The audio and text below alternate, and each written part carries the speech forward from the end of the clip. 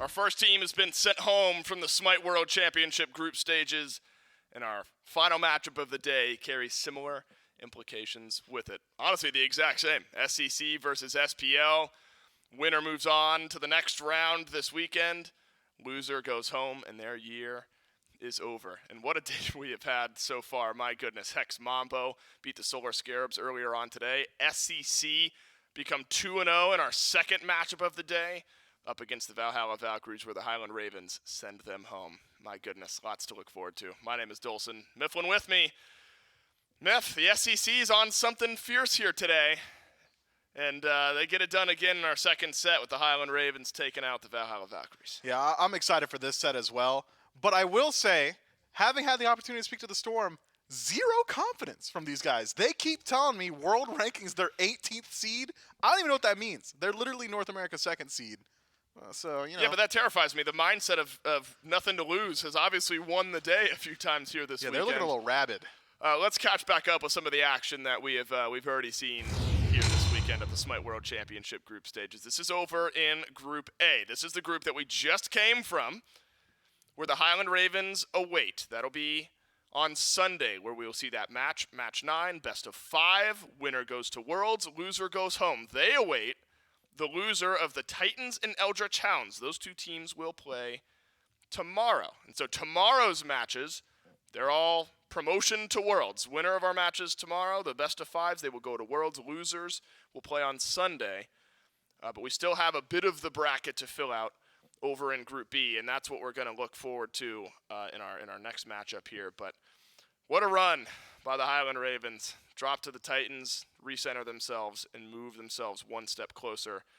And so Group B just one step behind, but that's the match we're about to play. The Only Warriors Myth earlier in the weekend take down the Storm, who we're about to see play against the Solar Scarabs, who lost a 2-1 set to Hex Mambo earlier on today. This one, an elimination match. Winner moves on to Sunday. Loser, their year is over. And so I think it's about harnessing mental, harnessing emotion, energy right now, and funneling it into a good spot.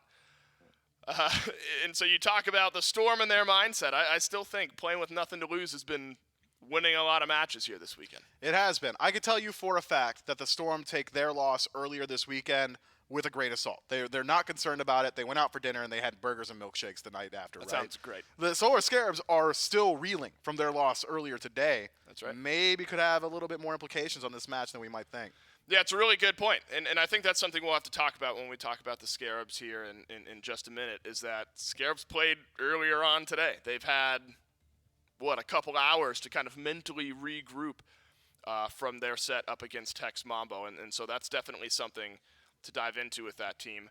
You know, I think the Xibalba Storm team has had such a unique year so far this year, where haven't been the heavily favored, the heavily seeded North American SEC team, but found a way to get it done then as well. And now an elimination match for the SMITE World Championship around the corner. Pressure at an all-time high, and we'll see how the Storm and their jungler Dame are able to harness that energy. Dame standing by for the pregame interview. Yeah, that's right. I got the jungler for the Xibalba Storm, Dame, standing by for our pregame interview now. Dame, we've seen a lot of winning so far from some of the other SEC squads out there. I know Mifflin's kind of talked about how confidence, not necessarily at a high in your team in the booth, but how are you feeling for your team and your chances up against the Solar Scarabs in this match? Wait, he said my confidence ain't high.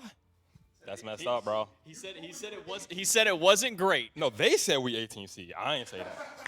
All right, so everybody else except for Dame maybe not feeling so great, but Dame, we just saw the Solar Scarabs had a hard-fought loss over to the Hex Mambo. You know, it went to a full 3-game set. Does that give you maybe a little bit more confidence going up against this team specifically to try and find that win? Well, I had confidence from the start. I mean, they the ones that got they got to worry about their confidence. I'm not gonna lie. They the ones coming off the loss. They the ones that got to play 2 games in a row. We'll see what happens. And going up against the Scarabs team, and this is one that throughout pretty much the entire history of Season 9, I mean, you can even dial back to Season 8 for this team. It's been a team or a franchise that has had to go through constant roster changes, constant swap-ups before, during, and after major events. Does that make it feel a little bit better for your squad out here? I mean, you guys have been together for a while. You've had some time to really cook things up, and this is still a relatively new squad. Does that feel a little bit better for you going up against them? It definitely tips the scales a little bit for us, but, I mean, they are still the SPL team. We the SEC team. We expected to lose, but we probably going to win. And and one of the things that has been said multiple times on the desk, and I'll kind of echo that there, is the play with nothing to lose kind of mentality. You know, this is elimination match for you guys, it's elimination match for Scarabs. How important is it to have, you know, kind of talk about bringing things out of the bag of tricks, you know, especially when backs against the wall, last chance to qualify through? How important is it to have so much diversity within your drafts and within your play on field? I'm not gonna lie, I don't want Oceans bringing out no tricks. No. We as straightforward as it come. Oceans, no tricks out of bro. No tricks out of Oceans, no tricks out of you guys there. I'll go with one final question to you. 2-0 or 2-1 for your team? If I say 2-1, I'm soft, so I gotta say 2-0. 2-0 for Dame and the Xibalba Storms. We'll see if they can hold that one up. Thanks so much for coming by for the pregame interview. I'll get you back with the team. We'll throw it over to the desk. You got a lot of information from that one, Miff. So I'm only talking to Dame from now on. The rest of his team means nothing to me. But he said, was he saying it was the Scarabs who called them an 18th seed, or the rest of his team? The rest of his own team, yeah. I talked to everybody else. That's on me. Everybody but Dame. Yeah, that's your fault. He doesn't want Oceans trying anything funky, which I imagine means play Maui, right? I can't imagine that's let through, though. Yeah, no, Maui's been very contested. All right, so that's the Xibalba Storm. Clearly a light mentality in that room in a team that, you know, even though it didn't have the best time earlier on in the weekend, feeling like they've got a chance to take a step forward. The Solar Scarabs, though, the mental check. We just saw the Valks try to check their mental from what was a tough loss yesterday. That room does not look... This looks... Did they lose already? What happens? Look, they're talking. There we go. Now they see themselves on camera. They're going to perk up a bit. Quick, start flexing. Maybe. Yeah, there. See, Hurry's talking him up a little bit, picking him up. It is a mental check though. You're coming off of a 2-1 loss to Hex Mambo, like 2 hours ago, and you've got to readjust some draft strategy. You've got to fix things around. I think I still favor the Scarabs in this one, but it's going to totally depend on how they show up, and I think some readjustments maybe to be made around the jungle Myth, where Sanford Soccer, we know the talent that this guy has. Brought out the Circuit, didn't look wonderful. Brought out the Naja, didn't look great in game 2 against Hex Mambo. The Hun Bats looked fine. And so funneling some initiation, some damage through Sanford Soccer, still trying to find exactly where that might land for the Solar Scarabs. I don't think it's necessarily the entirety of the God Pool. The Circuit, yeah, out of pocket. I don't think we're going to see Circuit again, maybe even for the rest of this season, but otherwise, Naja, a perfectly strong pick. It's more so the composition built around it. The Hunbot's performance was fine for me. I think that's a plug-and-play God that we can see consistently from Sam for Soccer. If anything, I think it's a bit of confidence from Sam. We saw him take a bit more of a subdued pace through the early game, really waited until level 12 before he started getting active on map. But when I think of Sam for Soccer at his peak, when he was hailed as one of the best junglers in the world, he was hyper-aggressive, running it down everywhere on the map, making sure there was pressure on enemy back camps given the opportunity. And that style of play, I think, considering the veteranship of this team, and they are still a heavy favorite in this matchup, could really spearhead the mental. If you can see Sam for Soccer put one in early for his squad, that should bounce you back nearly immediately as an entire team. But when we talk about picks that need to see adjustment, the main standout to me going into this set has got to be Scary D. I am so concerned with these Bellona top picks. What was it? It was Amaterasu as the fallback that didn't necessarily have the strongest performance either. They need to either wait on his pick and get priority for everybody else, or at least get him something that he's going to perform Scary D stuff with. Run it down, get aggressive. Not this hang back, hold your own style pick. Yeah, Scary goes 1, 11, and 14 against Hex Mambo earlier on today. The 0-3-7 performance in game 1 was where Solar Scarabs were able to win. And it was Bellona, Amaterasu, to your point there, Miff. So some readjusting for the solo lane maybe, and we'll see where in the God Pool Sanford Soccer lands. The Solar Scarabs and Picks and Bans for game 1 need to set their feet. I think game 1 in this set, you know what, Miff? I am firmly a believer game 2, no matter what, whether it's a best of 3 or a best of 5. I'm not having this. No, hold on. I'm about to join your team for one set only. I think game 1, okay, the most important game for the Solar Scarabs here, because if you come out flat, if the Storm find a way to win game 1, I'm severely nervous of the momentum and maybe some deflation from the Solar Scarab side of things. So I actually think, for this one set only, Game 1 is the most important for the Solar Scarabs. It's setting the tone and readjusting from earlier today. I tend to agree. I mean, in general, I agree, but here as well. I mean, this is not just tournament life on the line for both of these teams. Sure, yeah. It's season life. You've played every single game, 365 days, the entirety of 2022, and now the first month of 2023 have all led up to these games for these teams. You don't want to go out here. Solar Scarabs strike first, and an adaptation I was hoping to see. Get something that can establish some pressure on the map. That's Ishtar. You've got 1v1 potential. You've got boxing potential. The silver lining for the Solar Scarabs, that one consistent, that was absolutely dominant, even in the face of a loss in their previous set, was Netrioid. Every single game, he dominated lane, and he rotated to team fights and did it there as well. Put him on a pick that can carry you to the promised land. And think about the domination that Netrioid was able to put out, I guess, in Game 1 against Tex Mambo. You're hoping that it doesn't require that, but you're always going to take it if that's what it takes.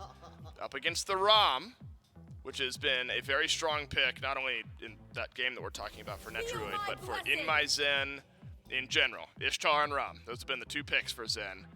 And they'll add a Terra on the back end as well. So a little sustain over in the dual lane.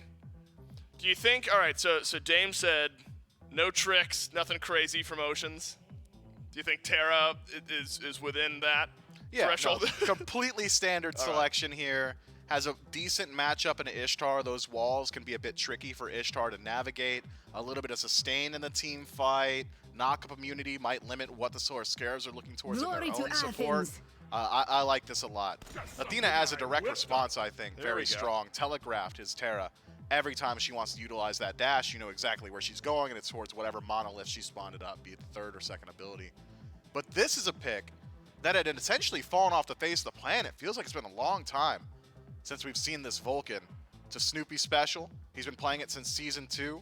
Very adept on it. High damage output, snipe potential, objective secure.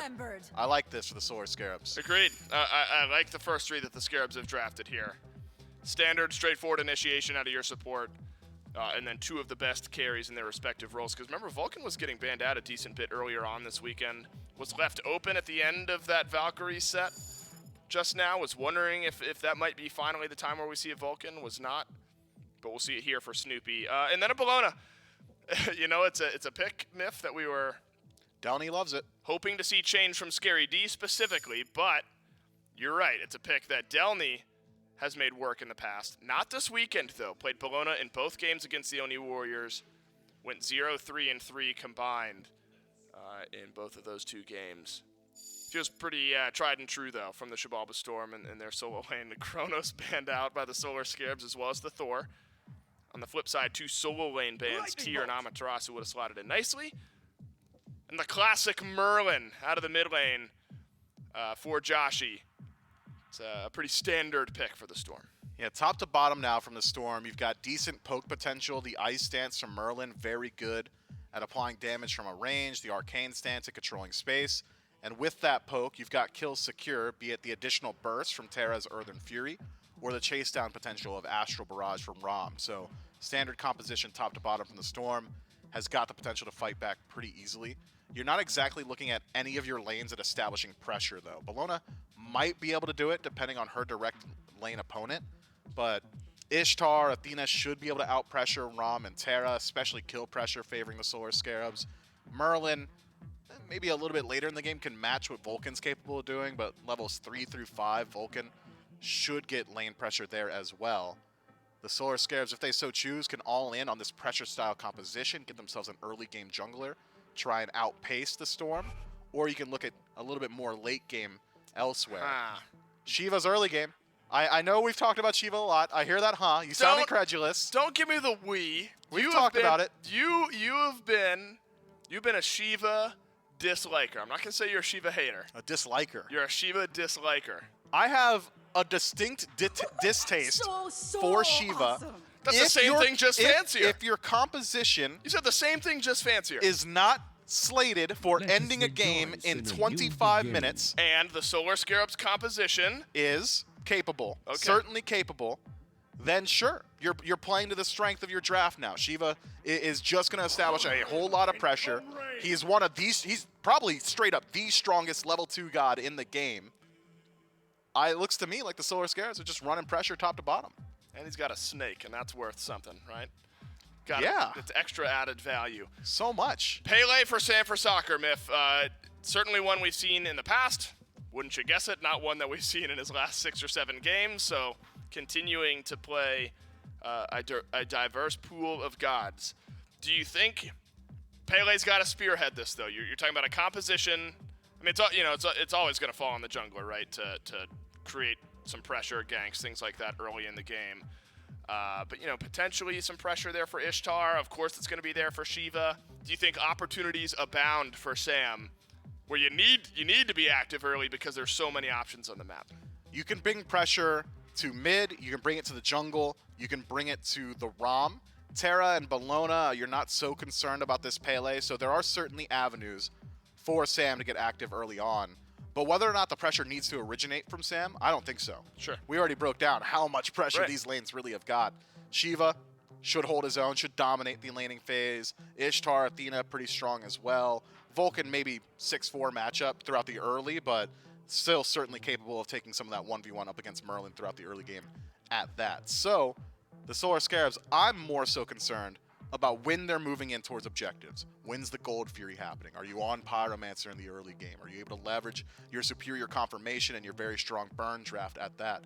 If yes, Solar Scarabs should be able to outpace and build themselves enough of a buffer going to the late game that the Shiva fall off won't affect them too much. If this game goes slow, if we go to 20 minutes and it's only 1, 2, 3,000 gold separating these teams, I might just favor the Storm.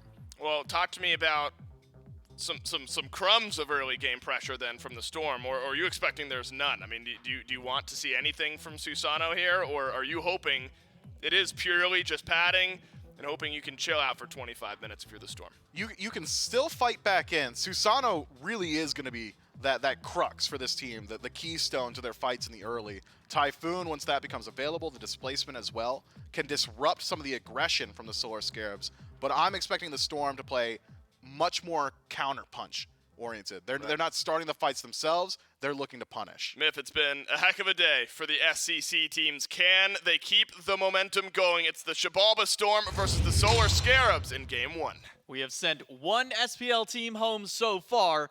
Will we send a second, or will it be an SCC team going away in our third and final set of today? Elimination on the line for both of these two teams and an end to the Season 9 careers. Solar Scarabs versus Xibalba Storm as J-Mac, Trelly, and Doug to bring the action for game number 1. And I'm going to let you maybe expand a little bit, Trelly, as far as the early game is concerned for the Scarabs. A lot of pressure in just about every single lane. Maybe sans mid, where it'll kind of go 50-50 for a little while there. Do you kind of agree that Sam doesn't need to try and get his active early to guarantee the Solar Scarabs some pressure?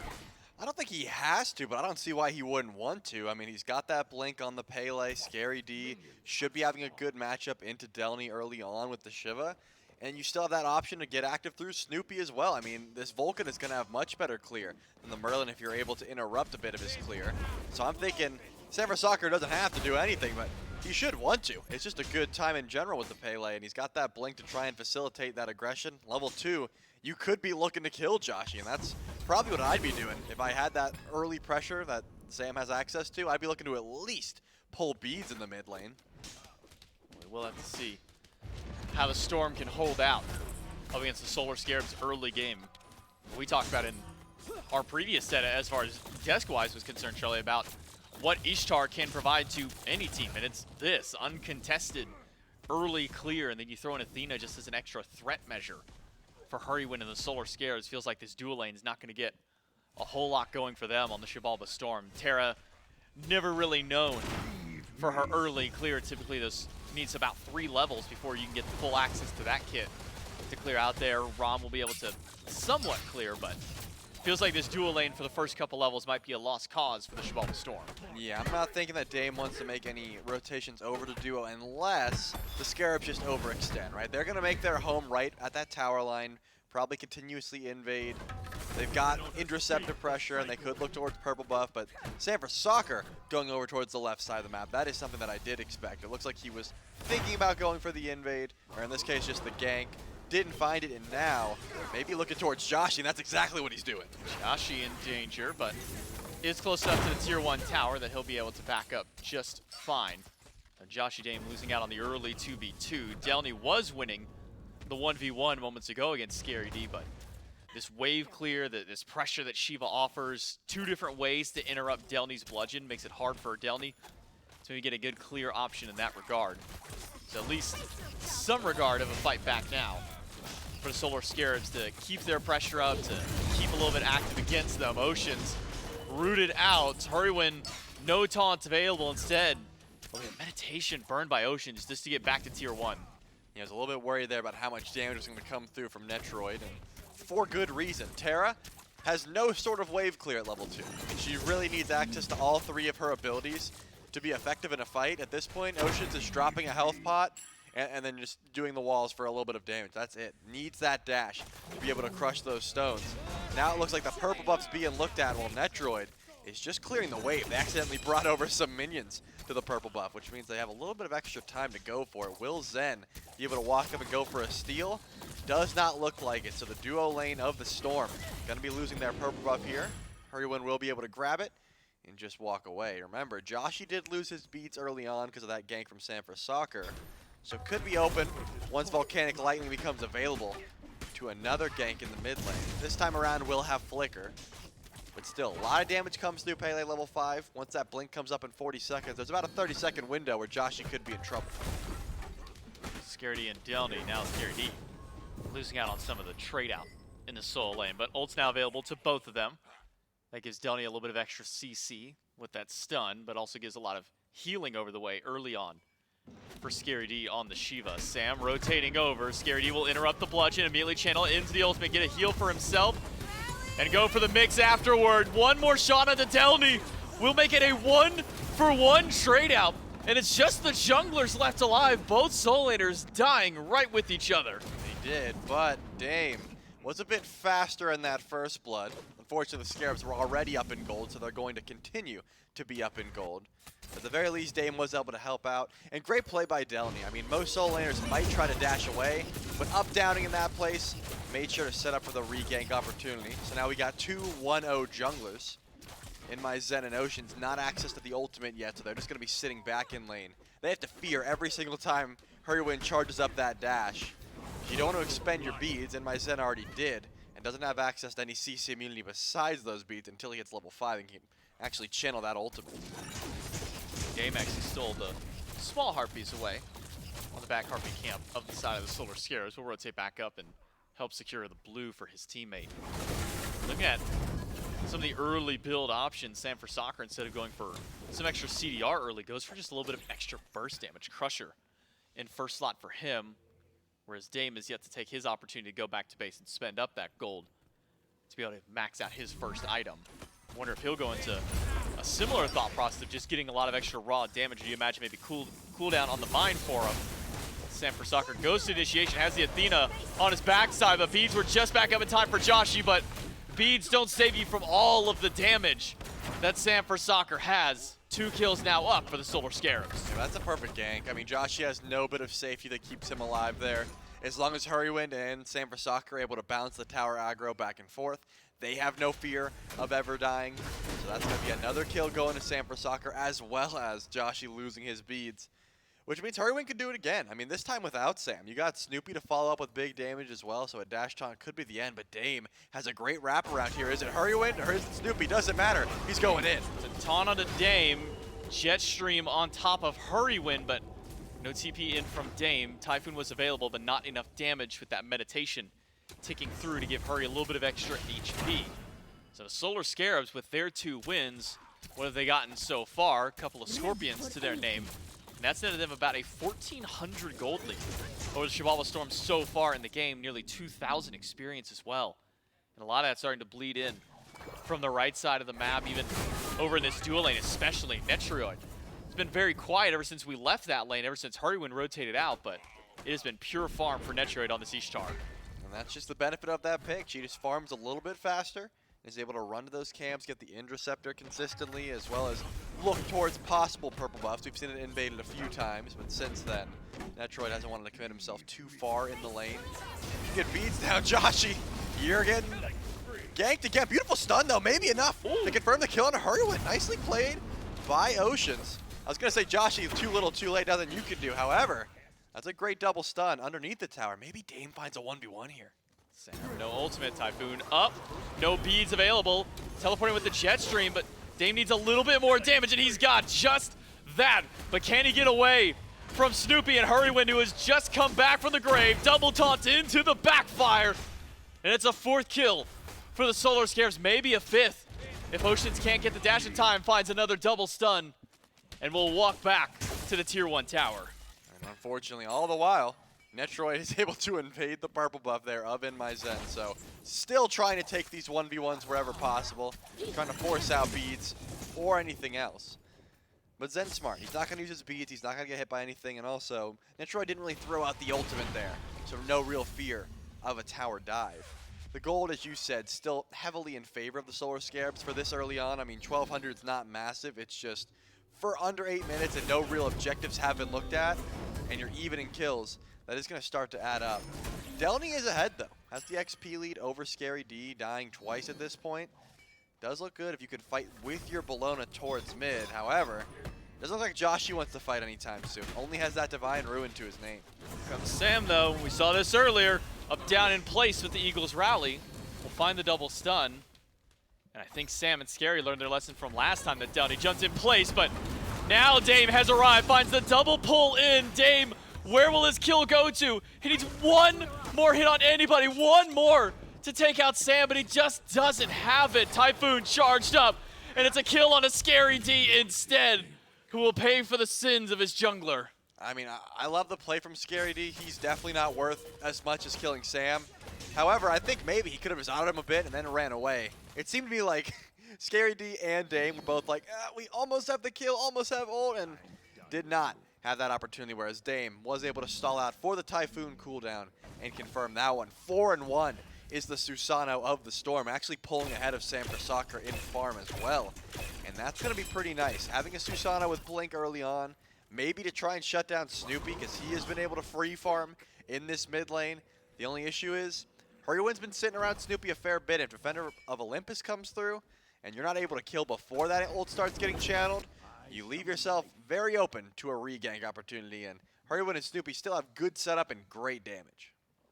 Yeah, that is where the problem lies for the Storm, is they're doing a great job of getting delnyy ahead of Scary D, of getting Dame up a little bit up ahead of Sam for Soccer, but it's 3 levels in mid, level and a half, almost 2 levels in the dual lane. And it's setting up for moments just like this, where Netrioid can go to the Gold Fury. Zen is here. Ocean's wrapping around. The Vulcan on the backfire is just barely enough to find the kill. Zen gets Hurriwind low, but not low enough to dash in and chase. The Solar Scarabs on the run after securing their Gold Fury will spike up their gold lead just a little bit further. Now maybe a fight by the Xibalba Storm. Oceans eats a whole heap of damage for the combo. Sam goes in, and that is a clean and easy pick for the jungler of the Scarabs. Yeah, it seemed to me like Dame was waiting for Snoopy, wanted to try and find that Vulcan, but Sam for Soccer was also trying to find a kill, this time onto the very weak Oceans walking up there. So that's going to tie the kills once again. But the gold lead still in favor of the Scarabs after that Fury going down in their favor. I'm curious what they do next. The Pyromancer has spawned back in, or spawned in for the first time in this case at 10 minutes. And whenever I see a Vulcan, you got to think about how quickly the Solar Scarabs could go for a pull the second that turret drops down, and that is what's going to happen. Dame spots this out, though, and Typhoon is available. Pyromancer up. Taunt off the mark by Hurriwind. That missed taunt may just be all the communication the Scarabs need to back away. delnyy and Dame on top of Scary D, who will channel the ultimate, dance away, and heal up as much as he can. But now that CC immunity is gone from Scary D, will only have his dash to help him out as a form of escape a little bit later on. But Pyromancer has been thwarted for now, and that's good news for the Storm because at the moment they're sitting about 2,800 gold down to the Scarabs. Yeah, they're gonna have to stall for a bit. And there's no objectives to be done either, so probably not the biggest deal in the world. You just got to keep your eyes on relics. Dame should be able to get beads here. Same for Soccer, 1 level away. Whereas Snoopy has still not went back to base to grab either a Shell or an Aegis. Probably an Aegis in this situation. Whenever you see a Susano, you usually want to be able to pre-Aegis that Typhoon, or else you could die just off of damage in the air. But the Pyromancer still available to be looked at. It's Scary D. He thinks it's just delnyy. It's not. Here comes Dame. Here comes Hurriwind, but Hurriwind takes a lot longer to get there with that channeled ultimate. And Dame puts up his 5th kill of the game, number 6 for the team. And it feels like all the kill pressure has just been on the name of the junglers. I mean, if you take a look over on the opposite side for Sam, 4-1 on his side, or I should say 4-1-1. Dame 5-1-0. It's a battle of jungle for these two teams. And a start of the Pyromancer for the Scarabs, but slowed down by Oceans. Hurriwind goes in. Vulcan ultimate is on the support instead, and Oceans will drop down. The Ishtar ultimate as well will get the beads away from delnyy, who will go down to Hurriwind, who walks in and gets the taunt kill, plus a Pyromancer. Yeah, that's going to be nice. I was wondering if Zen was going to make his way over. He almost did. Stopped at about that red buff line and realized, hey, too little, too late. I'm going to keep farming. No reason for me to try and go in for the steal with these snipes. And that's just good rotation in from Netrioid. I mean, going all the way over to the right side of the map, tanking up that Pyromancer, starting the DPS, and then great wherewithal from Hurriwind to know, hey, we can stop DPS for a second, try and find this kill, and then we can still get the Pyromancer because my team is doing incredible amounts of damage. It's going to push their gold lead up to just under 5K, about, yeah, 4,000 just over at this point. And the Sora Scarabs don't show any sign of stopping. I mean, going right for these objectives consistently. They're not saying, hey, oh, we got gold here, we're going to stop for a bit. They go for the pull on Pyro. Oh, it doesn't work out. Don't worry. We're going to come right back and try and pull it again. This time sending their Ishtar over to do some damage. And Netrioid has been essentially untouched over in this lane. A lot of this pressure has been on the right side of the map towards Scary D.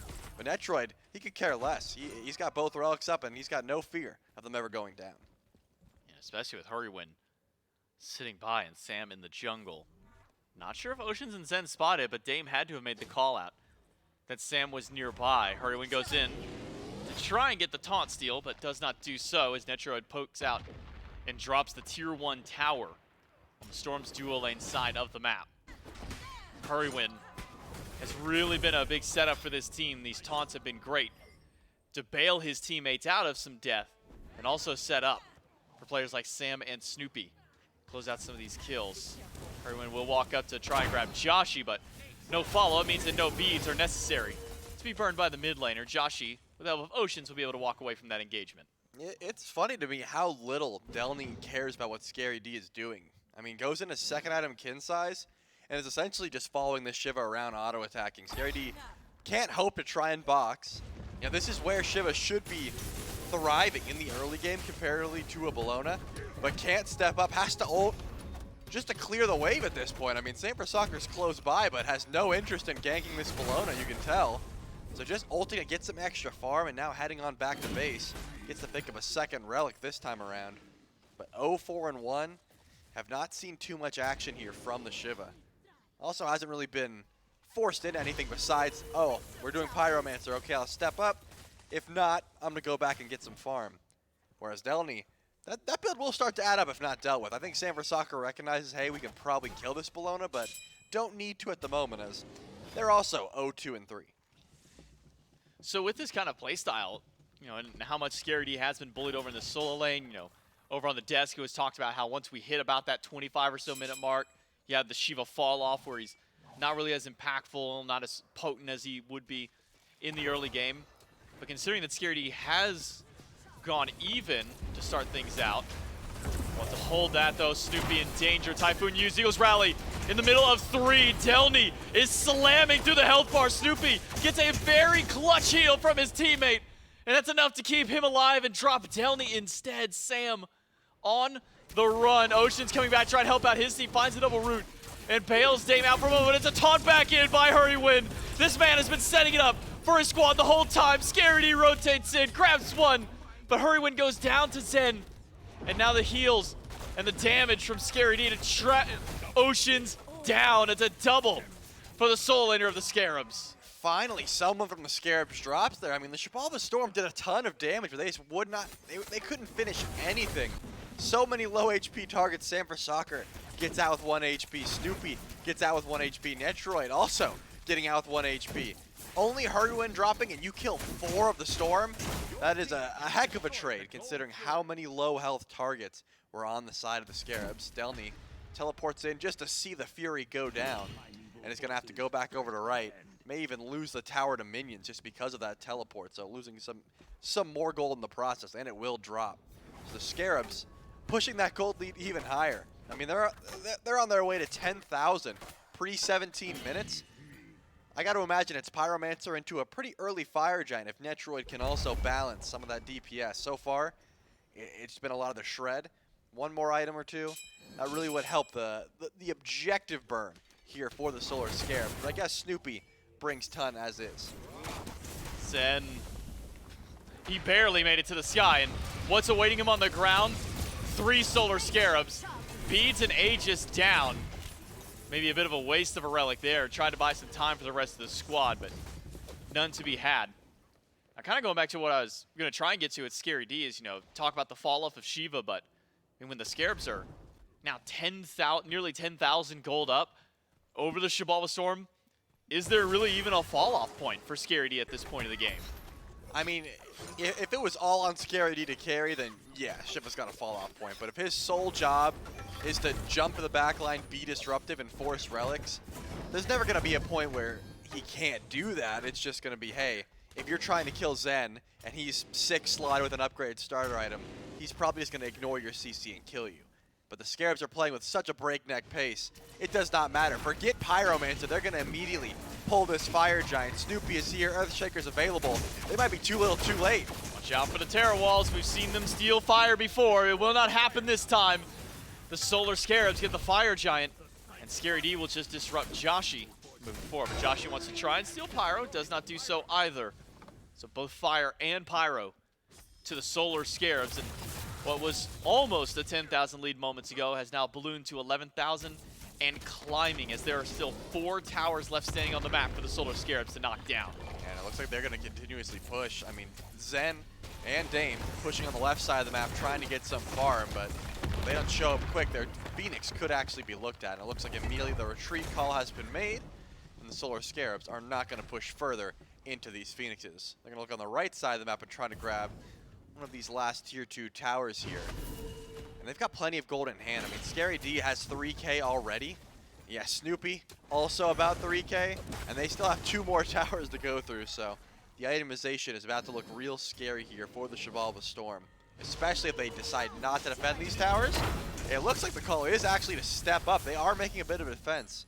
I'm keeping my eye on Dame. It looks like he wants to wrap around. Unfortunately for him, he is on a ward, and Sam for Soccer's just waiting for him. And Scary D does not care. He goes in. Dame finds the double pull. Typhoon is set up. Does not get the damage he was hoping for, as Netrioid's relics are down. Vulcan ultimate slams into the back of Oceans and will force the Xibalba Storm away from the tier 2 tower. A dangerous call by them to stick by. And the tier 2 tower goes down to the Scarabs, and maybe a little bit more. A push to the Phoenix by Scary D, but he's fairly low, and without a minion wave, this Phoenix could take a while to go down, so smart call from the Scarabs to now back away. Yeah, I was surprised they even attempted to step up there, but confidence off the back of also being up 14,000 in 20 minutes. Might say that you can step up to a Phoenix there. Remember, a good portion of that gold, about 10,000 of it, is in pocket right now. They have not spent that yet, so they need to get on it. And it looks like some huge upgrades. Emperor's Armor bought outright for Scary D. That's going to help with the siege. Especially when you have 1 tier 2 and 3 Phoenixes to go for, and even more physical defense, so. Target's probably going to be, hey, Scary D, you blink in, Hurriwind, dash taunt if possible, and shred through whatever targets they find. Snoopy did use both relics. I mean, 100 seconds, he doesn't want to step up. Assuming that Dame's able to close gap, he still has beads available, so could get to the back line pretty easily. And I think delnyy also has been able to Eagles rally to the back, so I'm thinking Snoopy's going to say, hey guys, let's play this slow. We'll look at the tier 2 tower. Yeah, we're up a lot. And I'm not going to not push into this Phoenix if we see the opportunity, but just peel for me, you know, protect me if that sort of situation happens. And I also love this split. I mean, Sanford Soccer and Scary D just pushing up together in the mid lane, trying to draw some eyes away from that left side bird. Fire Giant drops off in a minute, and I think the Scarabs are saying that's all they came for. They're going to back up, grab Gold Fury, maybe just set up for this next FG. Yeah, only about 50 seconds left on their power play. So the Solar Scarabs with their Fire Giant have wiped the map clean of permanent structures and will now remove the last neutral objective that's still standing, at least until Fire and Pyro respawn themselves in about a minute and a half. 16.5k gold. And even more than that in XP, which most of that still matters. I mean, only a few level 20s just now hit for the Solar Scarabs, none on the side of the Xibalba Storm. And you want to start talking about item disparities over anything else.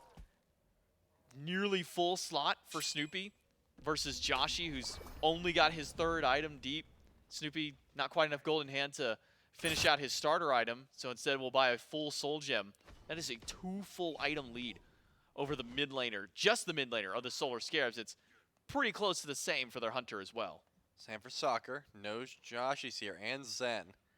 Has the blink, has Volcanic Lightning. I was curious if he was going to try and take the 1v2. If it seemed like if Zen back and Joshy was left alone, 100% you're blinking in. But if it's just Joshy and Zen, you don't want to take that trade. Now that it is just Zen, you got to think Sanford Soccer wants it. So here comes the rest of the Storm. A lot of damage on the Zen. Back up for Hurriwind. But 3 versus 2, maybe 4, might still not be enough. Sam fighting through the Typhoon, does enough damage to take him down. So Sam is gone, but Dame gets tossed right back in to the Vulcan ultimate. Maybe a little overkill by Netrioid, throwing out the Sun Swords to get that last little bit. But the Solar Scarabs make a 1-for-1 trade after all of that. And Zen's back does not end up getting stopped there. So both junglers off the map for another 40 seconds. Yeah, now the call's a bit awkward because the Solar Scarabs still want to go for Fire Giant. They still have plenty of damage. They're not too worried. Netrioid just popped a potion of power before even upgrading his starters, so I'm guessing he thinks this game's going to be over in the next couple of minutes. But you got to wait 20 seconds for Sanford Soccer to get that FG. The question is, are the Solar Scarabs feeling generous? The answer is yes. They're going to go for Pyromancer first, and then go for the pull onto the objective, which will make sure that their Pele is able to grab that buff. With how much Sam's done for the team early on, been a part of 9 kills, probably the smart option, whereas the Storm, they're nowhere to be seen. They're on the left side of the map, trying to grab a tier 1 tower in the process. It seems like not going to put the foot on the brakes here. They're actually just going to run down right side Phoenix instead of stopping the push on the left. Usually the call would just be group up and push down left, but when you got this much gold in hand, when you're this far ahead, you'd think the Scarabs are feeling confident. They are. Hurriwind and Scary D, first ones to step up with the bird. Sam going to run up the mid lane and start to put pressure on the middle Phoenix with the rest of his team over on the right-hand side. A little bit of regen to the Phoenix for the Xibalba Storm to try and defend.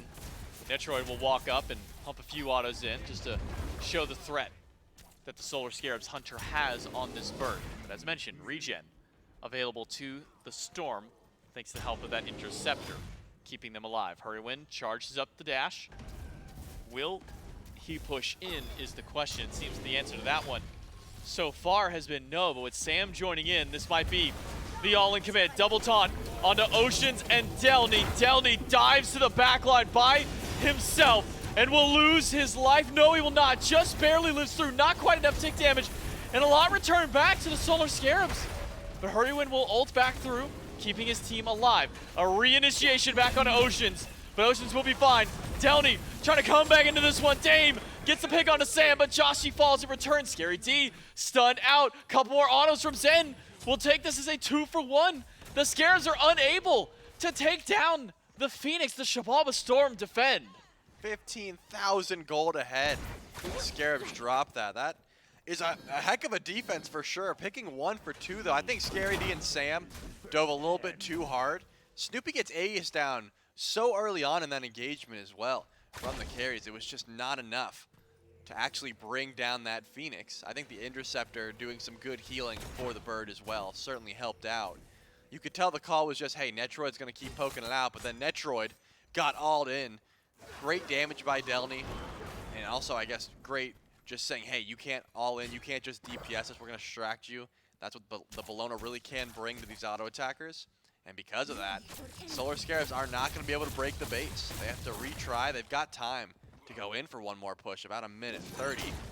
But Scary D is just going to spawn back in here. There's still some itemization changes the Scarabs would like to make before this next push. And Primal Fury's up, so I think the gold still does matter when your whole team's not full build. When Zamper Soccer still needs that Heartseeker.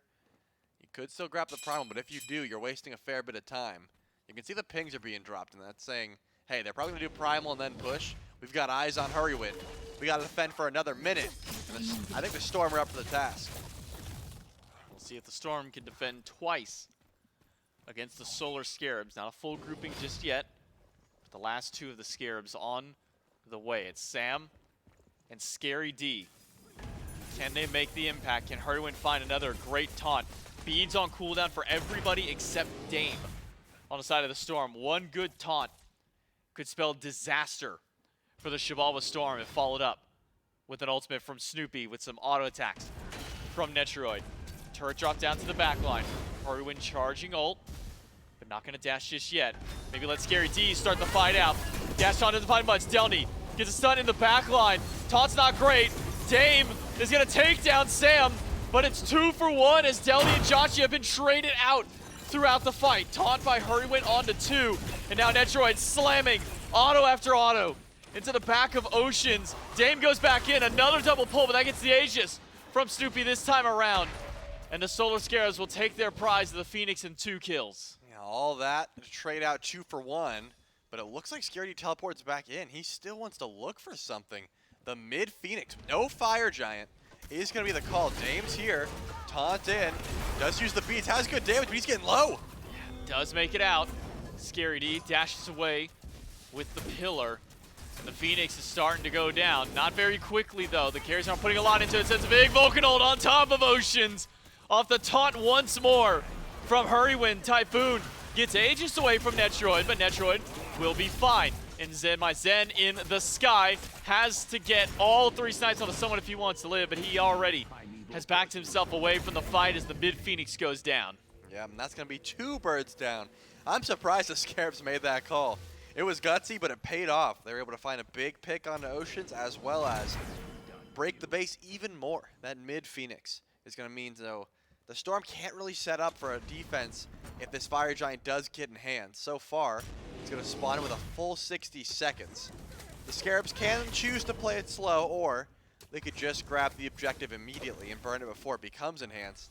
I don't think that's a great play considering that you've got eyes on at least Dame, who just cleared that wave over and left. You know the Xibalba Storm are not here. It looks like that is the play. Stall this one out for EFG. Make sure you got your vision. Maybe taunt in delnyy, force out of beads. That's going to be free. And it's just Zen and delnyy here. Actually, the Storm are stepping up. It seems to me like they want to go for a sort of half defense. Maybe see if Rama snipes can steal away this enhanced Fire Giant.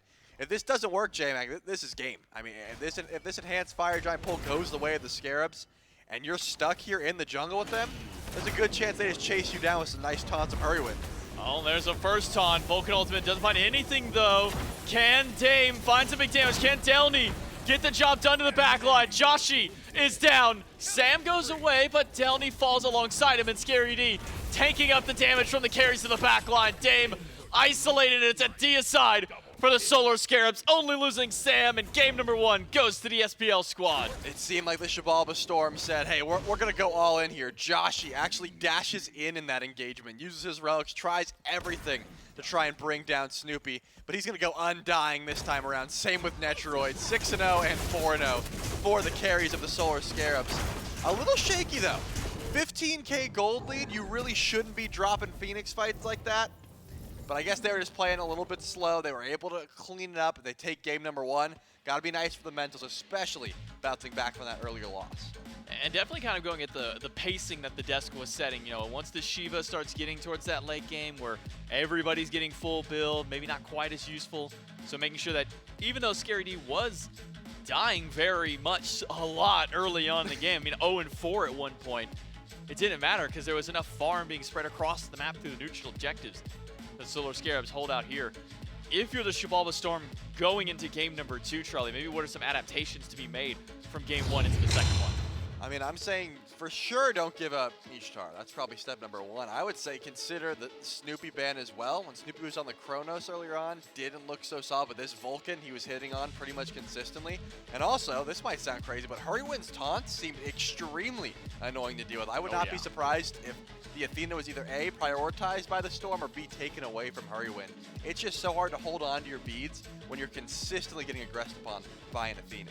Yeah, it felt so difficult for the Storm to deal with Hurriwind and the Solar Scarabs. Scarabs now one game away from saving their chances for one more set. So the Xibalba Storm now on their elimination doorstep right now. Can they pull it back in game number 2? We'll find out right after this.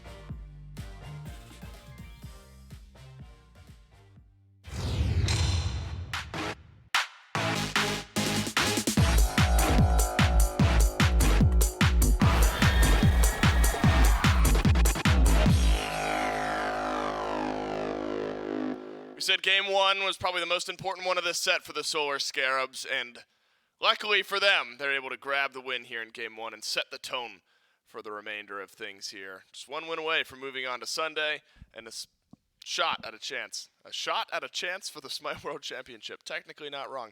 We've been telling you all year long about a lot of the benefits that you've been getting with your Prime Gaming membership. Well, allow me to tell you about one more, and it's all 8 of our SPL teams and their team skins available now with your Prime Gaming membership. Just head on over to gaming.amazon.com/smite to claim them now, or get out your phone right now before this ad goes away.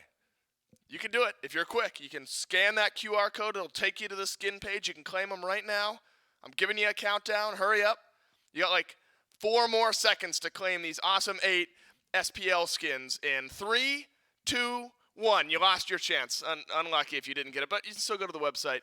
Again, another awesome benefit with your Prime Gaming membership, as well as all the other stuff that they offer. But let's talk a bit about Game 1, and it's a Game 1 where the Solar Scarabs come out ahead. A bit tumultuous in the early to mid, but some consistency in the macro game makes the difference. Mifflin's still with me to break down what happens, and Miff, I think the veteranship sort of wins the day ultimately down the stretch here in Game 1. Yeah, the lead may be hard to come by, but once it was established, grew very quickly for the Solar Scarabs. Loved their objective play, loved their decision-making around when you wanted to move in towards those objectives. The only concern I would have if I'm a Solar Scarabs fan, or maybe one of their players right now, is something that I'm going to echo from Trelly on the cast. What was it, 15, 16,000 gold up, still struggled at times to close out those fights around Phoenix. I think it could have been a byproduct of the draft. Scary D in particular, Shiva, just falls off really hard come late game. And regardless, we're still able to create a whole lot of space around some of those dives. The Solar Scarabs, I think, have found a strategy that can work here up against the Xibalba Storm. Find pressure in every single lane, play through it through the entirety, get Snoopy on something that scales well. Yep. And just an easy linear initiation at that. How often did we see these taunts immediately followed up by the full Vulcan combo? Didn't really matter who it hit either. So often it was the tank, but it removes them nonetheless. Even there, couldn't time it better. The clip's just showing you exactly how this one goes down. If I'm the Xibalba Storm, maybe I'm looking at the same thing that the Solar Scarabs were likely looking at after their previous set. This Bellona just didn't really pan out too well.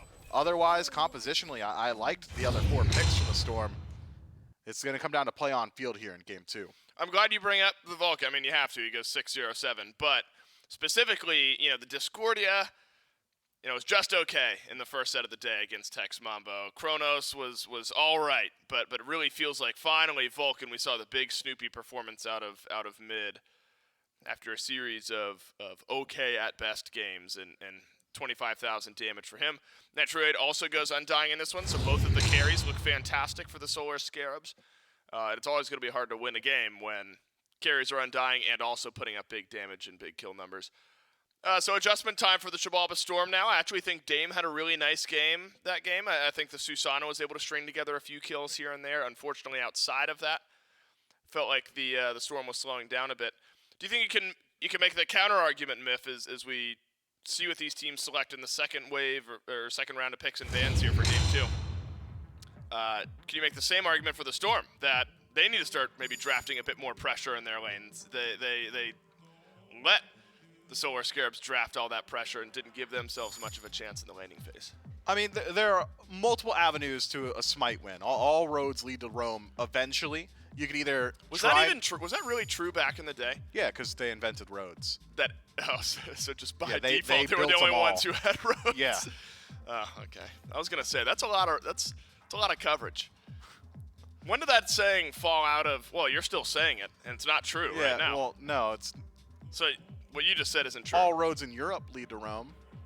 Might be true, but I'm not going to check you on it. Go ahead. How do you win a game of Smite? So you can either try and fight fire with fire in the early game, draft exactly as the Solar Scarabs did, and try and beat them out at that portion of the game, or you can lean a little bit more so into the late and just find a couple of bridge picks, some easy just safety nets throughout the early. Maybe a Raven out of the jungle or an Osiris and Erlong, that style of pick. It's a hyper carry out of mid, and just try and withstand some of the pressure from the Solar Scarabs. I think that the Storm, at their best, when they've looked their best, have been playing that aggressive styling. That's what served them well in the SCC. We didn't get an opportunity to see it here in game number 1. I wouldn't be too surprised to see them shift it up. But this is a pick that's been banned out consistently up against Oceans. Every single set, every single game so far, Maui has been banned. Yep. First opportunity, the Storm snatch it up. And really think about the journey that the Oceans Maui has taken for us. At first, I didn't love it. I thought it was a pretty bad player god combo at first in the North American SEC tournament. By the end of it, though, it was fantastic and one of Ocean's maybe strongest picks. I am now a firm believer in the Oceans Maui, and obviously the Xibalba Storm are as well, picking it first. Now, if Sam is going to continue playing just completely diverse gods, and again, our data on SmiteProLeague.com goes back to the last 6. One-stop shop for all things Smite. One-stop shop for all things Smite. Can't be. No, that's the SPL way to go. Darn it. Smite my foe. Cannot be Gilgamesh, Hebo, Hunbats, Naja, Serket, or Pele. It's got to be something outside of that for Sam if he wants to keep this trend going. Sylvanas, I don't think that was in anyone's last 6 god picks here on the Solar Scarabs. I'll have to check Hurriwind. I assume that's where it'll end up going here, Myth. You do have a bit of cushion. You know, you don't have to win game 2. You'd like to just be done with it and move it on.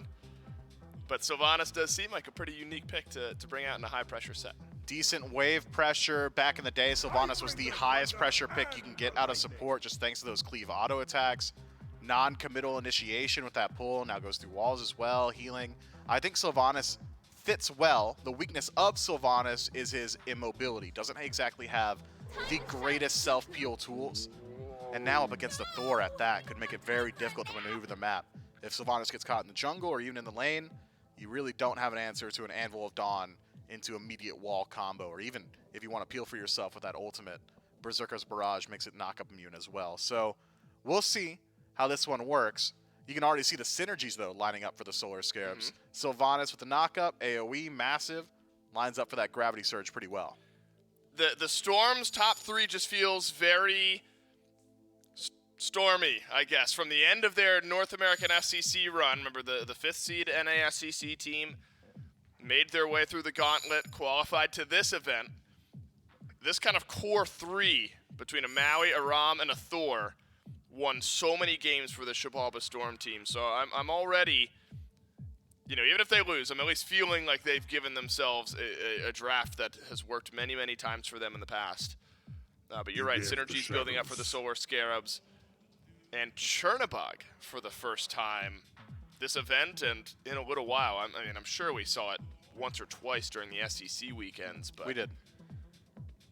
admittedly wasn't the first hunter that came to mind here, Myth, for the Solar Scarabs. Yeah, especially considering you've already got the Ishtar for yourself. So now you're likely looking at Ishtar in mid with Chernobog out of the duo lane. You're right. Some They do global already have Ishtar. presence, a little bit of damage output there, the ability to maybe match some of that global presence that Thor has got. If he's ganking the solo lane, Chernobog has got the capacity to join that fight at a moment's notice. Also incredibly safe thanks to the ability to jump into the shadows on the wall.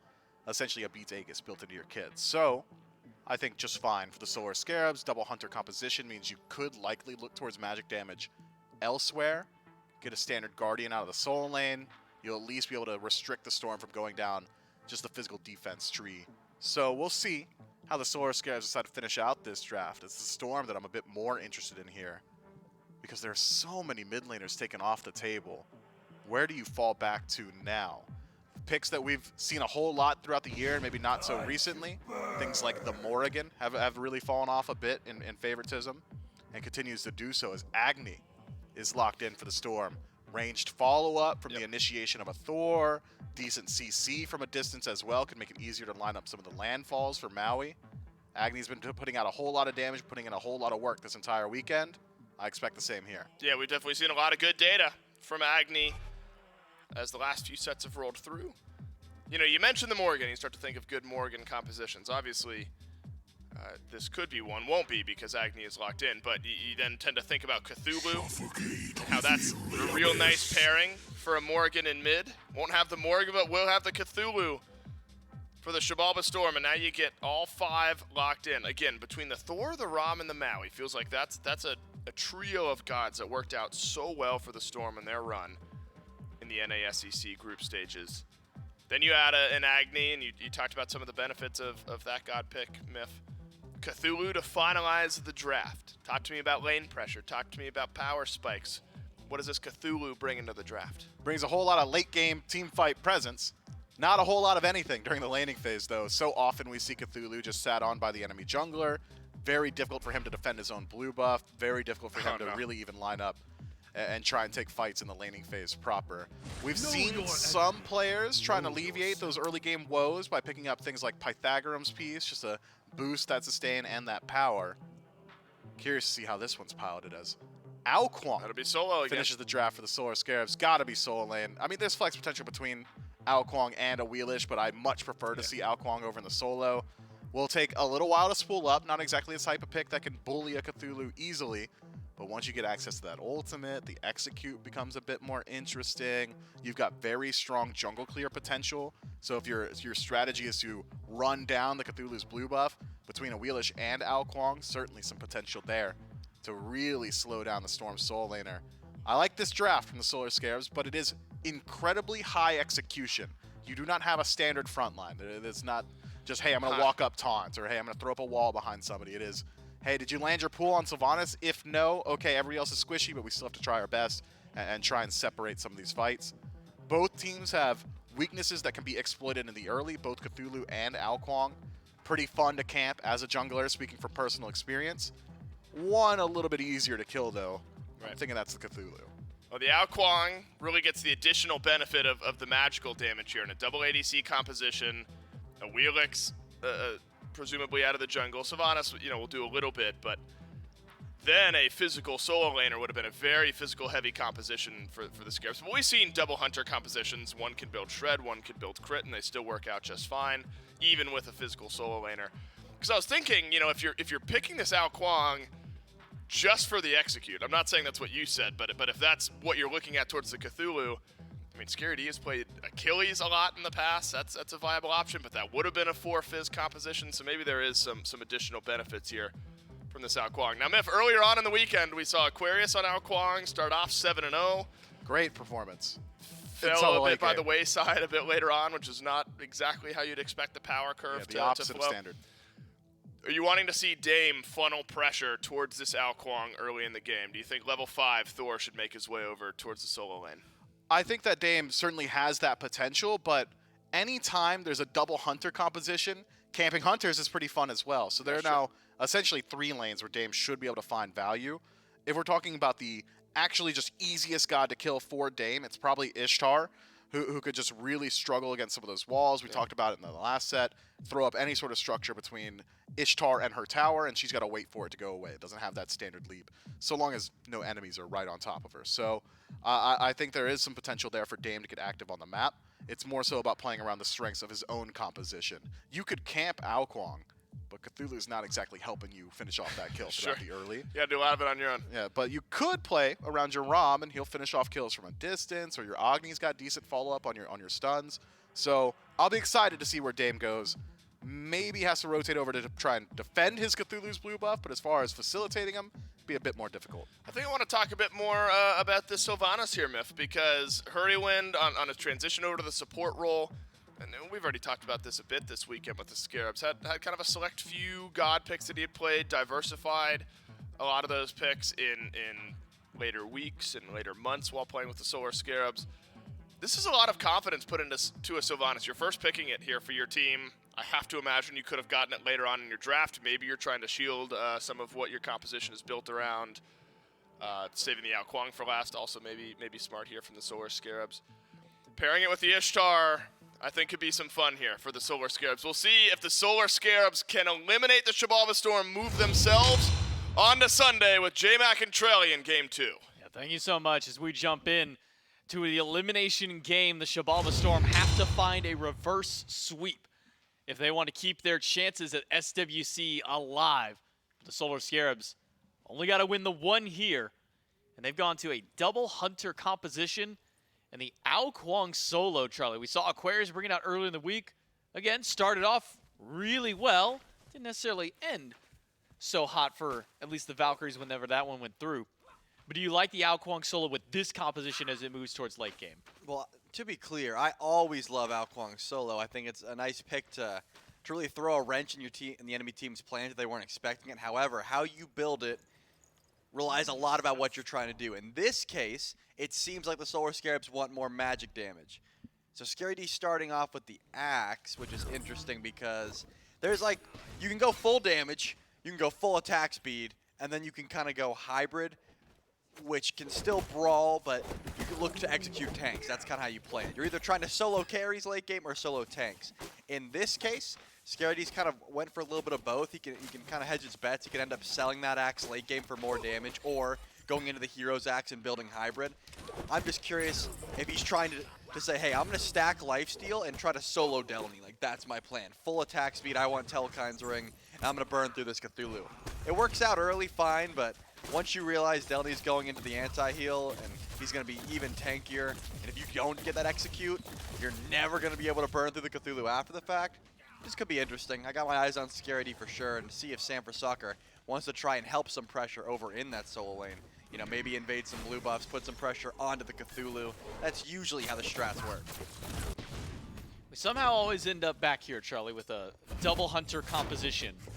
Makes its way through no matter how many weeks go by, no matter how many months, we always somehow end up back in this meta, at least. It's a double hunter meta? It's Always has been. At least with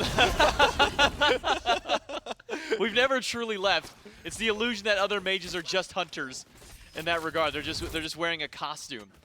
But we end up back here, and what better player for the mid lane to put on a hunter than a former hunter main in Snoopy, taking the Chernobog, something we haven't seen in a while, and maybe getting to utilize a lot of that semi-global presence with that ultimate. We'll see if it can get put on display here. There's actually a decent bit of mobility across the map for this squad of the Solar Scarabs. I mean, Snoopy can just do that at any point with his ultimate. Scary D, if he can find and execute, can really reposition himself here. How do you kind of feel about Chernobog right now, considering we don't really see this god very much to begin with? Well, I think Chernobog is always a great bet. Joshy losing the beats early on because of how much clear they have. But Chernobog has always been solid about, you know, hey, I'm going to clear a wave, and you have to force someone to stop my split push, and now I'm going to ult in and fight your team. So no matter how good Chernobog is, that ult will always bring in value just by splitting up the enemy team. But Snoopy plays it a little bit differently. He wants to get aggressive. He sometimes uses that ultimate for 1v1s whenever he can find it. I remember earlier on when he was in the SCC, his solo laner was out, and he just went over to solo lane and played Chernobog. It didn't work. It wasn't great, but that's kind of the play style he said. Like, I'll just take it anyways. Like, well, give me Chernobog in any lane. And in this case, he's going to go mid lane, probably fly in the second he gets the opportunity to try and get aggressive. Maybe you stack up the dev gauntlets first, but you always have that opportunity to try and find fights with that ability. Sam rotates in. Will we see the first kill of the game for the Solar Scarabs? The root is off the mark onto Oceans. Can Hurriwind find the pull? Oceans drops back down in the middle of 3 for a questionable decision for the Xibalba Storm support. But that picks up first blood for the Scarabs. How can Hurriwind predict what he's going to do if Oceans doesn't even know what he's going to do? That was the call. He's like, I got to juke this grasp somehow, the pull in. So he decided not to leave, and then he couldn't get pulled back in. It's kind of genius when you think about it. Unfortunately, it didn't work out, and Hurriwind's going to be able to get first blood on the Sylvanas. I'm a genius. Oh, no. And, hey, I like the aggression from Sam for Soccer. Unfortunately, now Dame has all the pressure in the world. He's level 5 first, and there's tons of targets that he could go for. I'm curious where he decides to put that pressure. We've already talked about how delnyy might have a rough time against the Ao Kuang, but Scary D also has beads, so that's probably not the best target for now. You do have the option to look towards duo lane because Netrioid's beads are down, and Hurriwind hasn't hit level 5. He doesn't have any CC immunity. But it looks like Thor's lining up towards the right. Ao Kuang doesn't have much mana, but he's not going to go for it. Too scared of the beads, doesn't want to waste value. He's just going to go for mid camps instead. Dame also doesn't have that full first item online, whether he wants to go a little bit of CDR. Snoopy ults in aggressively alongside Sam to guarantee at least the larger heartbeat at the right side mid camp. Joshy and Dame not willing to take that fight this early on.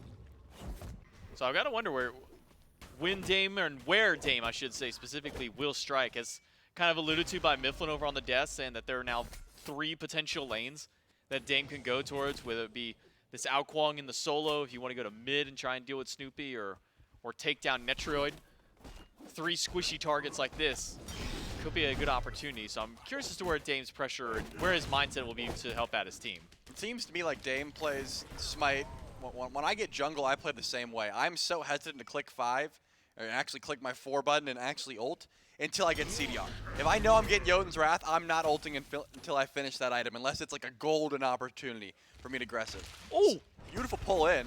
doesn't get anything. Not but gonna do it was much. fancy. That little extra wisps damage while Hurriwind is gonna try and pull that one away. This purple buff is gonna be done very slowly, but it will get done unless Zen wants to go up for the snipes and try and steal it. And he will. He does. Zen says, bro, you might be able to pull me, but you can't take my oh, never mind. You can't just take my purple buff. And now I just don't have an ult. Yeah, now he's ultless. He got grabbed with no setup by Hurriwind. Mental in the gutter now for Zen. Ultimate by Hurriwind onto Oceans, who will get the landfall onto 2. They're stuck on either side of the Thor wall. Oceans will be able to get out for a moment, but Sam catches him, but it's a dunk by Dame to save the life of the support. Ocean's able to make it out, healing up with the meditation as well, and the Solar Scarabs will retreat as fast as they jumped into this fight. Imagine if Zen had snipes right about now. There'd be a few different opportunities to find a kill. But that purple buff really needed sniping. At this point, Snoopy did have the ultimate, didn't want to make that rotation over.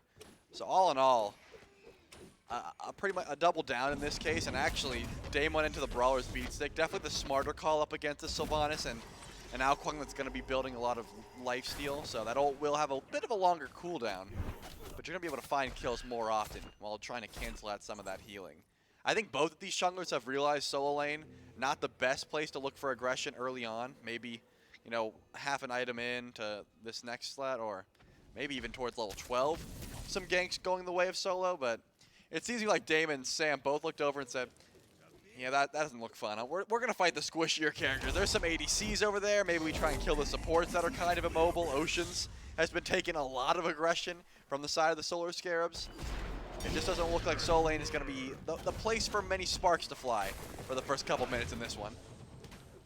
And at least for now, CDR not on the mind of Dame. Likes it for anti-heal, along with his mid laner Joshy, Brawlers and a Divine Ruin, to try and deal with the amount of healing that Hurriwind will provide early, but also what Scary D might bring late game. Remember when we look back at Aquarius' Alquang that he played, I believe it was a triple lifesteal build that he had, that it wasn't until the depths of the game that we really saw the anti-heal start to make its mark. So starting to fire back a little bit earlier are the Xibalba Storm in that regard. And even a Tainted Steel as well out of delnyy should mean that just about anybody who gets hit by that trio is in danger. Pull for pull for another pull. Oceans gets the better into that trade, putting Hurriwind at about 70% HP, but Solar Scarabs will be fine even after that exchange between the supports. Well, Ocean should always win that because he has an extra pull. Like, He actually has like 2 extras. Hurriwind only has the 1, and then Snoopy can pull and then re-pull, but I guess you're right. If he ulted, that would have been a 3rd pull. So I guess Hurriwind never was looking for he was never trying to out-pull. He was just trying to see if he could find any sort of aggression. I'm curious. I was going to say Scary D's next item will tell me all I need to know about this game, and he's going Book of Souls. So that tells me he's going full damage Alquang. He's looking to kill the carries, probably stack a Book of Thoth. InMyZen, he's going to be in some trouble. You can't even get up into the air, and Netrioid gets credit for that one. Not the ideal player to hand the credit for that kill over if you're the Xibalba Storm. If you're the Scarabs, let your hunter run wild, as Netrioid has been a powerhouse for this Solar Scarabs team, whether it be a win or a loss for this team so far this tournament. The Scarabs have done so much good through the hands of Netrioid. Ocean's gonna try and make something happen. Landfall is available, will use it. Yanks Hurriwind off the Fire Giant, but not enough damage as the Solar Scarabs secure the goal. Joshy goes in, finds the stun on Hurriwind. Pull will lock him in. Second bomb hits, but just not enough damage. The Wisp able to keep Hurriwind alive, even despite Oceans and Joshy's best efforts. Yeah, Oceans and Joshy trying to chase down. Dame has also showed up towards this purple buff. Will it be an attempt to kill on a Netrioid or just the buff? Looks like Netrioid's not going to step up. Actually, he might. I was going to say giving this one up, going for the ranged auto for the seal. Will not find it, and purple buff goes down. A small price to play for the early Fury, and now could be Pyromancer up next. 15 seconds until that spawns in, and the Solar Scarabs have pressure throughout the entirety of this map. Every single person is up except for, I guess in this case, Hurriwind is even XP-wise, but you got to imagine Gold sitting fine. Joshy, though, dashes a little bit early, and Snoopy wants this 1v1. Snoopy will double dash, and he's got backup with Sam. That's a guaranteed kill for the Solar Scarabs. Now up 3-0 and 3,000 gold over the opposition. Same in the XP department as well. Dame will be able to get his speed buff, but at what cost? The Solar Scarabs are setting nearly the same momentum and pacing that they had in game number 1. But they've got double Hunter to do it this time. And something that I was kind of sitting here and thinking on, Shrub, I mean, Cthulhu was picked in after the double Hunters were already locked. Feels like typically when Cthulhus get drafted in early in compositions, you pick the double Hunter to be able to deal with that. Bead's gone from Zen. That should be the end of that, even with Hurriwind's rotation over, but feels like even if delnyy does get to late game, the Solar Scarabs have an answer for this Cthulhu. Yeah, they certainly might. I think there's still value in the Cthulhu team fight, even in a double Hunter, if you can CC those Hunters and they just die. However, if you're not CCing them and they don't just die, then you will certainly get shredded through. Zen is getting shredded through a bit, but now the attention is put on to Netrioid. Beautiful pull back in. Snipes a little bit off the mark, but here comes Dame. Dame misses the crash, but does get the double tap of the hammer. Hurriwind stunned and double bombed by Joshy, but while everybody aside from delnyy is on the left side of the map, the Solar Scarabs will go ahead and take the Pyromancer off the table. And will now give themselves a little bit of extra gold in pocket, but it's going to be answered back with a tier 1 tower from the Xibalba Storm. So there's their answer to Netrioid. If we can't 1v1 them, if we can't 2v2 them, why don't we just send 4 people to take out the Hunter? Yeah, and they're able to grab the tier 1 tower as well. Same for Soccer. Is waiting to see who's going to step up. So far, it's no one. And it looks like probably wouldn't even want them to step up as Hurriwind puts himself out of position. Doesn't have the ultimate, and he is gone. Who's going to get it? Dame gets credit for that kill, but Snoopy flies in here. They're looking to fight. It's a 3v4. Pull in onto Zen. He's gone. 3 versus 3 now. Ocean's on the run. Uses the meditation for a little bit of extra healing. Gets stopped in place by the Hunter. Netrioid sets that one up for Snoopy. Joshy goes nowhere except for the grave. What started as a 4 versus 2 matchup. A quick rotation from Snoopy, and the Solar Scarabs turn it around 3 for 1. And that's going to be it for now. All the fighting to be had. The Scarabs bring themselves up even more. About 3K, closing in on 4,000 gold in their favor. Map state is still looking relatively even just because the Storm were able to grab that tier 1 tower over on the left, and Snoopy was able to grab that tier 1 in mid. But once Oni Fury spawns back in, you got to imagine the Solar Scarabs have all sorts of pressure to just go for that Fury, maybe bait in, see what they can find. As long as Dame isn't up in the sky, and I guess in this case Zen also up in the sky, you don't have to worry about too much steal potential. So trying to make sure that Zen and Dame don't have ultimates might be tricky. The Solar Scarabs are already grouped around this objective, and they have the vision. That's why you see Xibalba Storm sort of stepping up around. They want to make sure they've got their wards down, and they don't want any Oni Furies being snuck underneath their noses. Now Dame crashes down on top of Hurriwind, but it's just Dame this time, and he alone is not going to be enough to put threat on a Hurriwind, whether that be a relic or an ultimate. So Hurriwind will gladly take the trade of this semi-global presence from the Thor, now on cooldown, but some CDR built up for Dame, so he'll have that back a little bit sooner this time around. Sam instead rotating to the right side to try and put pressure on the Cthulhu. delnyy gets up in the ultimate, but the ultimate isn't going to save you from this much damage. Sam and Scary D team will take down 1, and Hurriwind is returned back to try and grab Oceans. He's just off the mark with the landfall this time around. It's a 1 kill for the Scarabs. Yeah, that pesky island, sometimes you just miss it, but Dame is heading over towards left, trying to set up a fight at this purple buff. It's going to be a 4v2 unless Netrioid Hurry can get out, but a beautiful wall locks him in. But big stun out of Joshy, sets up, snipes on a Netrioid. Second one misses, third one hits, but with Sam and Snoopy now joining the fray, this is no longer an uneven fight for the Xibalba Storm. This is now against them. Oceans knocked up by Sam, rooted in place, and not very far for the Maui to go. It'll just be a matter of who gets the kill, unless he's able to swing out just in time. Hurriwind, gotta find the pull, unless Sam can find another one onto Joshy. 5 in a row for the Wheelers.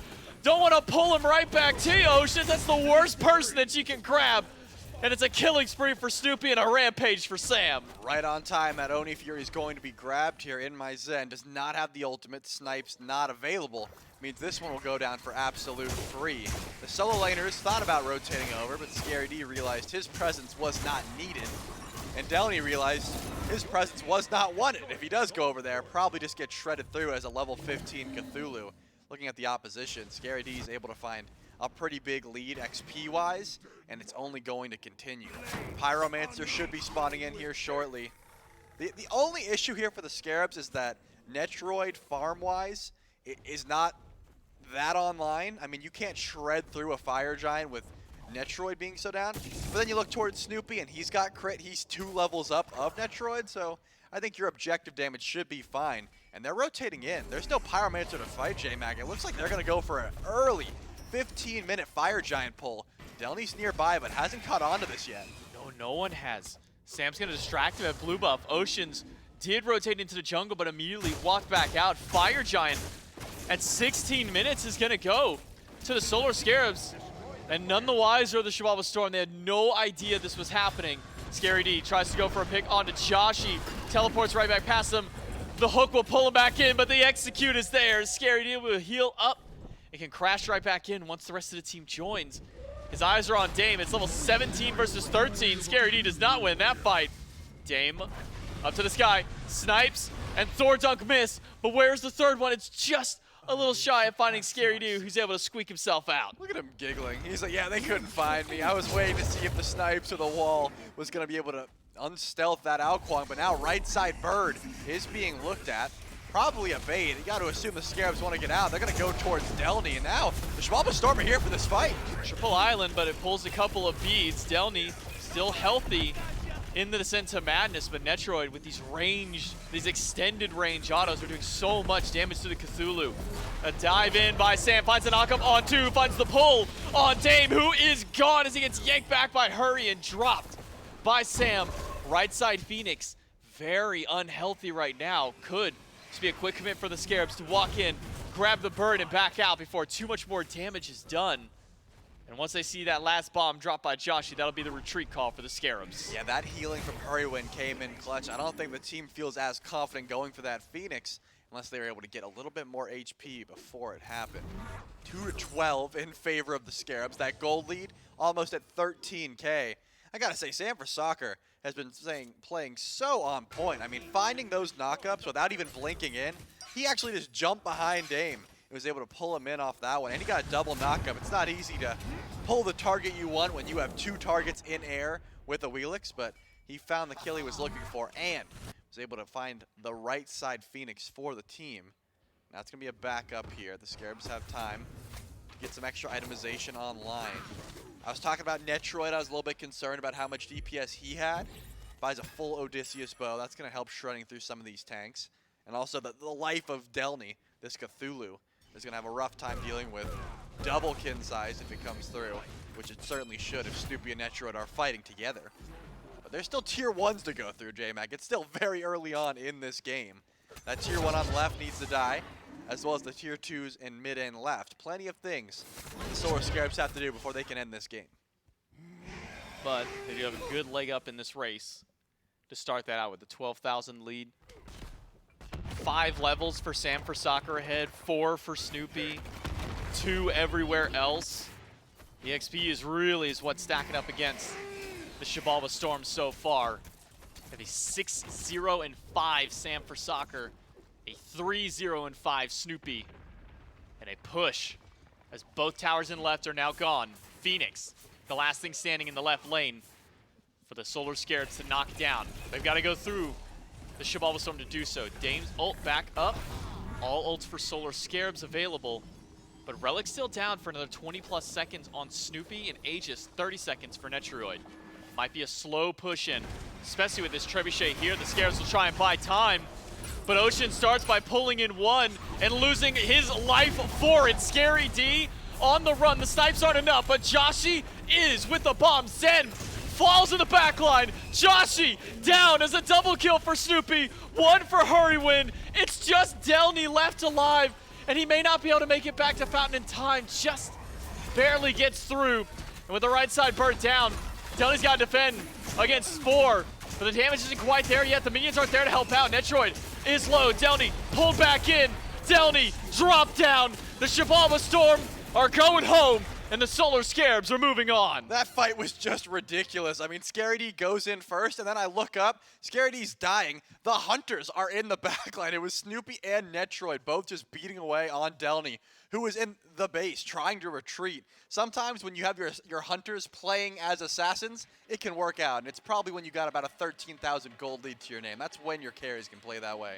Phenomenal comp they were able to draft up, and they played it perfectly. They had plenty of pressure off the back of some great aggression from Sam for Soccer on that Awilix. It was one of those picks that we've been questioning this weekend, saying, hey, if you're on point with the Awilix, yeah, pick it. Most people that have been pulling it out have been on point, and that performance was definitely one of them. Yeah, I mean, even I think just today, we've had 2 Awilix games that have gone absolutely perfectly for these Awilix players out there. So far, that pick is looking good. If I'm mistaken, I think we just hit a level 20 player on that final push there for the Solar Scarabs. They're able to find a clean set and a clean one for them to move on in the bracket. They'll be awaiting the loser of tomorrow's matchup. Congrats to the Solar Scarabs. They move on. That's it from us on the cast. We'll throw it to the desk to break it down. A palate cleanser, if you will, for the Solar Scarabs. A tough set earlier on today, not the easiest card to draw. You've got to play again in the same day that you suffered a loss in a 3-game set, and they're able to step up. And really this game too, Myth, I think the statement from the Solar Scarabs, it's quick, it's fast-paced. They had a very aggressive composition in game 1, somehow double down on that and get it done even quicker in game number 2. So, you take a deep breath, you wipe the slate clean from the set earlier on today. And I think what's important is now the Scarabs get, you get a rest. The winning sides of these brackets will play tomorrow for a spot at Worlds. The Scarabs can take a breather. And they'll play again on Sunday for a spot at Worlds. I think that is the only way that set can go, and the Solar Scarabs can find their mental again. If that's another hard-fought battle that goes all 3, 30, 40, 50-minute games each, I don't know how you go into the rest of this event and have any form of confidence. But because they were so clean, so clinical throughout, I think they can build a bit of confidence moving forward. And really, I mean, that is one of the hardest style of game to break down because it was legitimately just so one-sided. Now, I know Snoopy's mental may be the strongest in the game because we've had Snoopy and Aggro versus Dave and Neil. He's literally blushing. 18th hole. We're all tied up. You got to hit a drive straight down the fairway. And you sent one right into the trees, right? No, I'm on the opposite team. I'm with Neil, and I drive it straight down. I'm driving the green on a par 4, and Snoopy's got to step up and hit it home. Dave, so we gotta speak to your base here. Nobody knows golf. Right, it was the equivalent of what he just did, is my point. Don't take my word for it. Snoopy's standing with JMac for the post-game interview. Yeah, that's right. I've got the mid laner for the Solar Scarabs, formerly coming back in from at least the Hunter position from the SEC, now jumping in SPL. Assuming that you've had a little bit of time up here as a professional mid laner for the Solar Scarabs, how are you feeling with your roster after a win like this? I mean, if we lost, I don't know what I would say, but we won, and we won clean, so I am happy. I think Mifflin touched on it. If we won and it was a little shaky, then, doubts might be creeping in, but I do feel really confident with the squad still, and we kind of figured out what was good, what was bad, and adjusted, and I think we'll be really set for Sunday. Yeah, so kind of speaking on Sunday, you got one of 2 options that are coming your way. Either the Oni Warriors as an option for your final qualification, or maybe a rematch against Hex Mambo. Now, Hex Mambo took you guys down in 3 games. Do you think that those results may be changed now that you've had some time to face off against them, and now that it goes to a best of 5, do you like your chances better against one of those 2 teams? Yeah, I do think we learned a lot playing against Hex Mambo the first time, and seeing as we'll get to see them play a full best of 5 tomorrow, I think it's going to be a lot of information garnered for that next set on Sunday. And just knowing how they play, what they play through, and what they want to do to win, I think we can really counteract that and kind of play our game more than playing into them. Now, since you guys have had a little bit of time since this new roster kind of formed up, it's been a little over a month since we've seen you guys actually play the competitive. So getting that first set where it's a little bit back and forth, this one a little bit more convincing. This maybe kind of alleviates some of the pressure from the fans who were kind of wondering if you guys are going to be able to make it to the SWC at this point. Yeah, definitely. I do think we kind of didn't play too great as a team. It was a warm-up in itself, but We really buckled down, got the notebooks out, kind of said, hey guys, it's do or die. Right. And I think we all have some pretty clutch players on the team, so I think we can really pull it through. Well, Snoopy, you guys look good in this set. A very clean win from you guys. Congrats on the 2-0. I'll let you get back with the team. I'll throw it to the desk to close out the day. We will see Snoopy and the Solar Scarabs again on Sunday. Winning in. It's simple for Snoopy and the rest of his team now. Elimination or going to the SMITE World Championship is what they're looking at. And so it was a day filled with drama today, and a game 2 here for the Solar Scarabs that was self-described by Snoopy and us here on the desk as very clean. And I think it's good to hear that type of interview from Snoopy. Obviously don't like the, if it was rough or questioning some things. What you do love to hear if you're a Scarabs fan. Gotta keep those intrusive thoughts out. That's right. That's right. What you love to hear is that the palette truly is cleansed. I think they've regained some confidence after a win like this. Really ran away with things. I suppose you can analyze some of the more unique picks here. It was a runaway game, but they did it with a Sylvanas. They did it with an Alquang solo. Sam on one of his storied pick in the Wheelish. Really felt like the Scarabs were able to try some new stuff and still looked good on it. Yeah, playthrough pressure just about everywhere. Scary D was left alone on an island on this Alquang and thrived for it. Was able to rotate a bit as well, so I think a bounce-back performance from him. Very, very important. They kept us guessing here on the desk. I really thought it was going to be Ishtar with Chernobog in the dual lane, Ishtar mid, but we're able to diversify that a bit and leverage it very well. Snoopy obviously very comfortable on this pick. Top to bottom, the Solar Scarabs, they pressured out every single lane. They rotated around neutral objectives very well. They didn't fumble too much around these team fights, and they were able to win out cleanly. I think so important now to have that be your resting point for Saturday. Don't have to worry about it anymore. Instead, set all eyes forward towards Sunday and really buckle down in practice. And I think a needed clean performance, not only from the Scarabs, yes, and that's what we've talked about. I think Sam as well, where he's a player who in the past, and you talked about this in the pregame, has been hard carry style of jungler, and on the Scarabs now has found it difficult to find that type of footing consistently.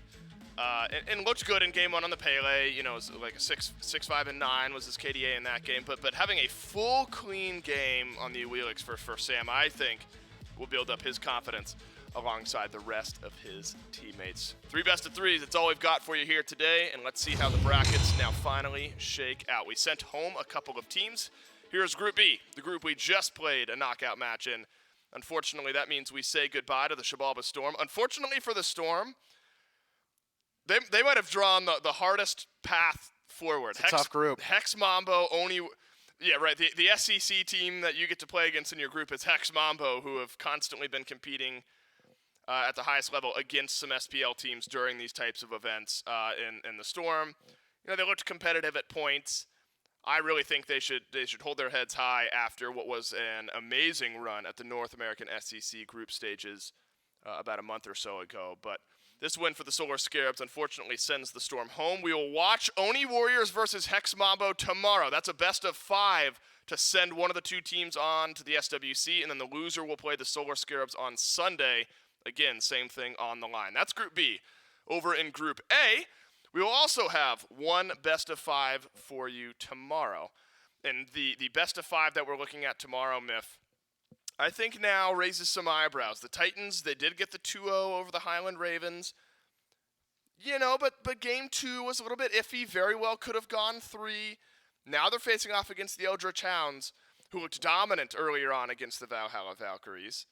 And remember, earlier on today, the Highland Ravens win against those very same Valkyries, send the Valkyries home, end their season, and await the loser of match 7 on Sunday. So Tartarus Titans, Eldritch Hounds, that'll headline our show tomorrow. Best of 5s from this point on, 2 best of 5s a day, starting with the Titans and the Eldritch Hounds tomorrow. I suppose you still got to favor the SPL teams, Myth, but hold on, there's a but here. Okay.